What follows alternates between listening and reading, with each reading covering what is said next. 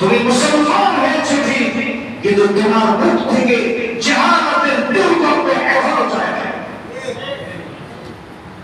আল্লাহ রাসূল সাল্লাল্লাহু আলাইহি ওয়াসাল্লাম তিনি বললেন, আবু যর, তোমার মুখ থেকে জাহান্নামের দুর্গন্ধ এখনো যায় না। সুবহানাল্লাহ।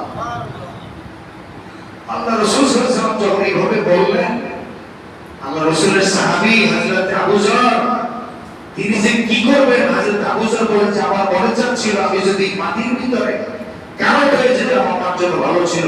আমি কেন আমার ভাই হযরত বেলালকে এমন একটা কথা কেন বললাম।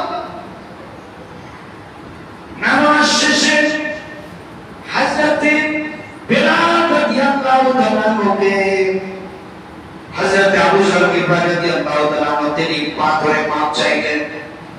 এরপরে নিজে গিয়া ওই মসজিদে নববীর সিঁড়ির উপরে তিনি শুয়ে পড়লেন।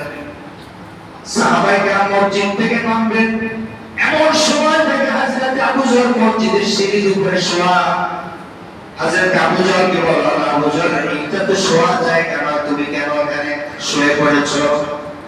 হযরত আবু যর কেঁদে কেঁদে বলতেছিলেন, ও রাসূলুল্লাহ, সাহাবীরা শোনো, আমার যেই মুখ থেকে আমি আল্লাহ রাসূলের প্রিয় সাহাবী হযরত বেলালকে কালো মায়ের সন্তান বলে গালি দিয়েছি। হযরত বেলাল তার কালো পাটা যতক্ষণ পর্যন্ত আমি আবু যরের মুখের উপরে আর ঘাড়ের উপরে না রাখবে, ততক্ষণ পর্যন্ত আমি এই সিঁড়ি থেকে আমার মুখ আমি উঠাবো না।